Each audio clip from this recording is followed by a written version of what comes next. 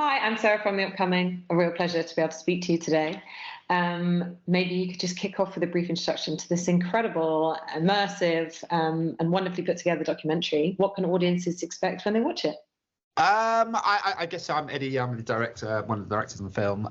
This is a film that essentially it takes a look at Haitian history, but through the lens of the Jacmel Carnival, which is a carnival they have in the south of the country every year, and it's kind of not like your kind of ordinary Notting Hill or Trinidad Carnival where it's all just about the costumes. This is much more steeped in history and steeped much more about kind of street theatre and people, I guess, taking huge amounts of pride in imparting history and telling their history and retelling their history on the streets of Jacmel. So that's kind of essentially it. It's kind of a film that's full of kind of vibrancy and colour and tragedy and hard things to read and look at. But yeah, it's something we're really proud of. And tell us a bit about the genesis of the project. What was your way in to this amazing carnival, the history, being able to be there, meet the people, and why do you think it's going to work so well as a feature-length documentary?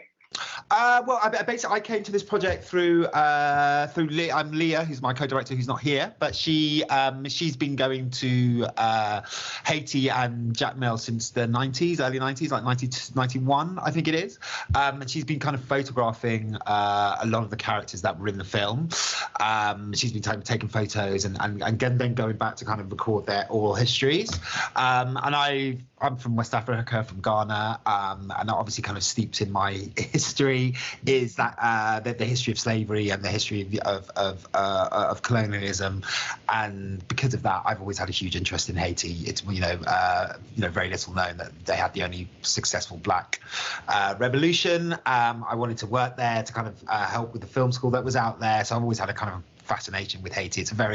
It's the most African of the Caribbean islands, without a shadow of a doubt. So it felt very much like going home for me. Felt kind of quite a raw, weird experience, and very, very welcoming and very kind of almost overpowering in that sense, really. So it's a real kind of immersion in that, and I guess for me, Haiti's story is always told by the West. It's always defined by how poor it is, how desperate it is, how many terrible things that happen to them. The AIDS crisis supposedly came from Haiti, so there's a lot of downplaying of Haitians and Haitian history, and I think we wanted to kind of reverse the narrative and give the people back their power in a way, and that's kind of a lot of what this is to do with, and also just kind of showing their artistry, showing their kind of genius, showing their industry, all of those things that we don't often talk about really when we talk about Haiti. And I guess when you're trying, once you've decided on your subject, there's also a long process of, where do you begin? Yeah. And how you're going to choose which pieces, which elements are going to be in the documentary, the structure of it. And I love these sort of, 6 chapters, and kind of combining, footage and interviews with the people there with also all this archival footage. So where did you begin, and how did you decide to piece it all together in this way? It's hard. I mean, we had, as I said, luckily we began with looking at Leah's book, and then we just kind of went through it and thought, well, how can we tell a story? How can we pull this all together? Because there are so many carnival troupes, and there are loads that we filmed that we didn't actually put in, of course. So we started very much like with an open book, and we were very much like, well, look, we want to kind of help to tell this story, and so we picked the characters that we felt would help us to kind of stitch this story together and help tell like a compelling history of Haiti. But the other thing I think that was key was, well, we wanted to tell, there are a lot of characters who sadly have passed away. We've been developing this project for 3 years, and because of COVID we couldn't go out there, so there's been a lot of kind of like moments where we didn't think it was going to come together. And so we kind of did a lot of the filming. We had a really good sense of what we wanted to, of the characters we wanted to focus on, and what they would tell us about Haitian history, and then we kind of pulled that all back and brought it into the edit, and then really started kind of churning through it. And I think the other thing for us was very much this was like a history from below. It's not going to be, because all the histories that we've ever been told are always histories from above, histories from the victors. And we were like, actually, no, we want this to be a history from below. And that's kind of, and that's a story in itself. And that's kind of why we developed the idea of 6 chapters. It's like a people's history. This is their story. This is their history book in a way. You know, that's kind of what we wanted to do. And it's not a complete history, and it's not an entirely factually perfect history, but it's theirs, and that was the key, really. And so anything that kind of fed into that, we were very keen to kind of include and make it part of our narrative tale, really. I mean, I sort of have to admit my own ignorance. Watching this felt like a real education. And it's just as you say, what really strikes you is, rather than this sort of have this sense of kind of an outsider kind of narrating, it's the voices of the people who are telling the story to you. I mean, what was it like for you going through on this journey? Were there particular bits of the archive, particular stories told that really struck you that you didn't realise, and it was an education for you in that sense as well?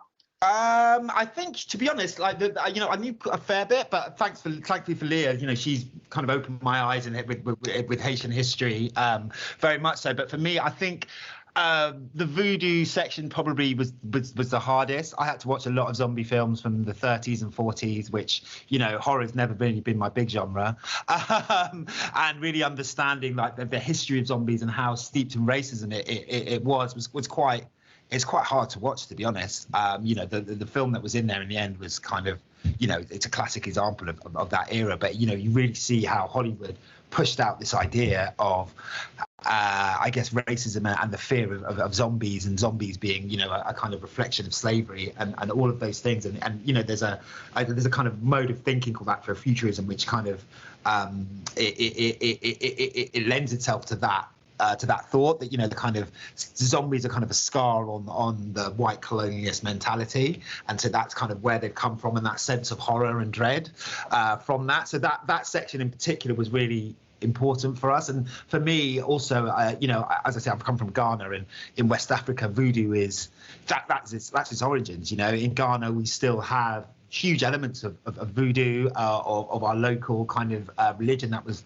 Obviously, that Christianity tried to obliterate, and that's one of the amazing things about Haiti. They as part of reforming their culture, they held on to this powerful connection to African religion and African spirits and African spirituality, and for me, actually, that kind of denigration of it. Reimagining what voodoo means and reimagining what voodoo says about us was hugely important, and also kind of it did really open my mind. It really opened my mind into how, I guess, pervasive an idea can be, and it's also kind of it's redoubled my strength and my feelings around voodoo in my country. It gives it another sense of power. It gives it another sense of authenticity and respect for it, really, in a way. So that definitely was the most enlightening bit for me, I would say, definitely. And from kind of the visual aspect, I think the thing that really just comes out from the screen, just like the color and how beautifully crafted the costumes are. And so I guess kind of capturing that, and it's interesting that Leah was photographing before making the film. So, and I think that it's each frame almost could be a photograph. So was that a very important part, the sort of really capturing the visual aspect of the beauty of it all? Hugely, like it was massive. Leah's photographs are all actually in black and white. Her whole thing was kind of taking the carnival back out and kind of really stripping it back into that kind of sense of portraiture, because that adds that sense of history. You take a portrait of someone in a historical setting, and you imbue it with that sense of history. But we had decided quite early on that we were going to have some of it in black and white, almost bring the carnival in to kind of reflect her photos, but then just bring through all of that color. And we discussed it a lot before we went out there. And Joel Honeywell was the cinematographer, and he just done a beautiful job. We'd looked at had lots of kind of obviously influences and ideas, and we played a lot around with all of that kind of stuff. And then before we went out there, we came up with 6 or 7 really good looks. and looks for certain scenes that we were going to have, and knowing where we're going to be, like, you know, when we're in the mountains, to bring out those greens, and, you know, to really kind of bring out the lushness and all of that kind of stuff. So it was hugely important to us, and also, you know, finding that, you know, the balance between the archive and that beautiful color, you know, so we had to really think about how that was going to work, and I think we kind of did it in the end. So yeah, it definitely bring a lot of thought into it, and also kind of, you know, we wanted to really feel like you're in Carnival and you're immersed in it, and you're seeing all of these characters, you're seeing all of the color, you know, you feel like you're part of Carnival and you're going along on that journey. And so for us, you know, that visual aspect was really key to making that happen. And in terms of the, you know, sort of the takeaways from watching it, it's really interesting the way for the people celebrating that Carnival, it's not separated itself from its historical roots. History is made very present through, you know, celebrating the Carnival.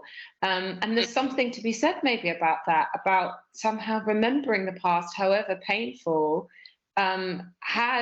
can have a positive impact by remembering where you've come from and the freedom you have, but also a way of kind of holding on to that freedom by not letting history repeat itself. So I wonder if that was also an important element to kind of bring to the fore.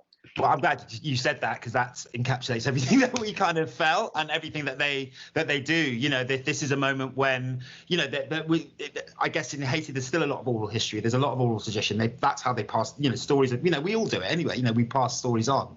Everything we do is about telling stories and passing stories and holding on to things. And so for us, it's like, this is such an amazingly visual and visceral way of doing it. And what I love is there's so many kids involved, and it's kind of ever evolving. That it's so important to them, you know, to pass these traditions on, to pass these things on, to show their artistry, to show their, you know, their language, and to understand why it's so important. That to me, it's like, God, it was just the most extraordinary thing ever. And actually, you know, that's why, you know, I would urge anyone to go there to Jacmel Carnival, because, you know, it really is this kind of mad street theatre in this old colonial town where just things happen. There's lots of just happenings, and you know, I just love that, and I love that sense of, you know, just how important they take it, and it is the biggest moment in their year, every year. You know, it really and truly is. There's no doubt about it. It really is. I mean, they have another festival called Gede, which is, again, that's all to do with voodoo, and that's all in, you know, imbued with that spirit. But this is a huge moment for them, and so we just kind of wanted to reflect that in a way, and reflect how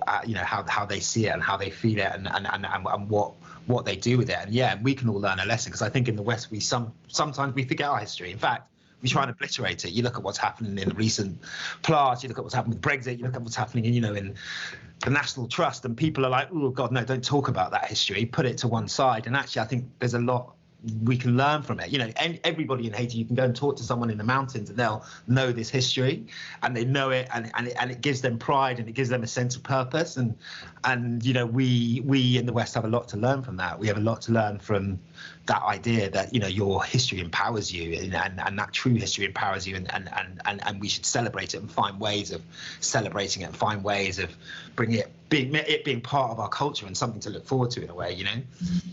Yeah, maybe there's something in our culture which feels like a contradiction in terms, to be talking about something so dark in such a kind of celebratory way. But the sort of, what really jumps out of the film is kind of that positivity for the future, and that kind of, you know, the strength of the human spirit and the resilience, whereas we sort of want to forget our dark sides of our history and sort of lock them away somewhere. So it's kind of a different way of approaching things.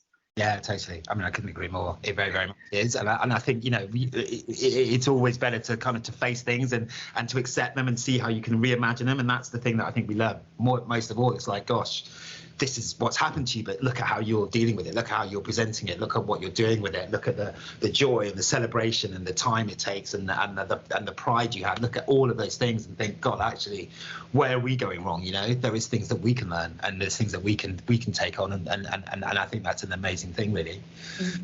And what did it mean to you to have the film playing as part of London Film Festival? And I guess it does have maybe a different resonance here. The fact that we are still, you know, talking about the British Empire as though it was something, you know, that sort of in this nostalgic way, rather than facing up to the reality of, you know, what colonialism really meant in practical terms. So maybe it plays out, you know, a country like the UK differently than it might in other places.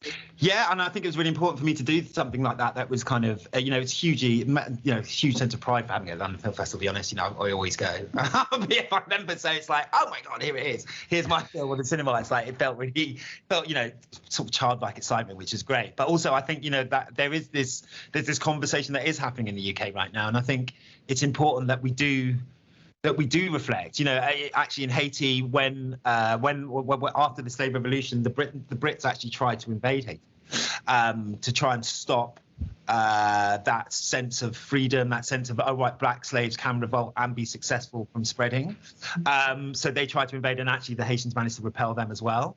And so actually, and what's interesting is a lot of the people, a lot of the sailors who came to Haiti to try and invade Haiti and take over Haiti went back and started that, sent the emancipation of, well, the fight for the emancipation of the slaves back in the UK. So that it's such a key thing, and actually it's you know, it is important for us to recognise that, you know, what we did, our place in it, you know, to stop romanticising it. Yeah, maybe there were some good things, but you know, there were also some awful things. We need to understand it and bring it all together and face it rather than run away from it, really. So to me, it was really, you know, I'm so pleased that they chose it, and yeah, really, it's a, you know, I'm from London. You know, I grew up in London, so you know, it's a dream, really. And you know, how do you see the role, I guess, of documentaries, cinema, I guess, to kind of blow open sometimes these topics? So you're going for a very specific subject, but of course, it has implications for lots of more on more universal themes. So you know, how do you see the landscape right now, and the opportunities to tell different stories and have those delivered to a wider audience? It seems like maybe it's opening up more than it has done in the past. Yeah, very much so. I think we're kind of almost in the kind of golden age of documentaries, which is amazing. I think, you know, all the streamers coming online and spending loads of money and, you know, desperate for stories to be told. I think it's amazing. And, you know, I urge as many people as possible to kind of join in. It's such a great way of telling stories and I guess finding interesting things, finding out things that you would just never know, and you know, and presenting it in a totally different way, and presenting it in a way where you really get a sense of humanity and really get a sense of story and really get a sense of place, all of those things which are sometimes quite hard to do in other forms. So, you know, I think we're in an amazing age. You know, we were nominated for the Grierson, and if you look at the other films on that list, you're just blown away by the quality of them. You just think, gosh, we're in a really amazing place when we're talking about documentaries, and you know, it makes me just very excited to make the next thing, really. That's it. I think I'm out of time, but very quickly, do you know what you're going to work on next, or are you going to still... I've got ideas, but I can't talk about it, sadly. Well, watch this space. Well, thank you so much for sharing that with us, and can't wait for everyone else to have the opportunity to see this amazing documentary. Thanks so much. Amazing. Take care.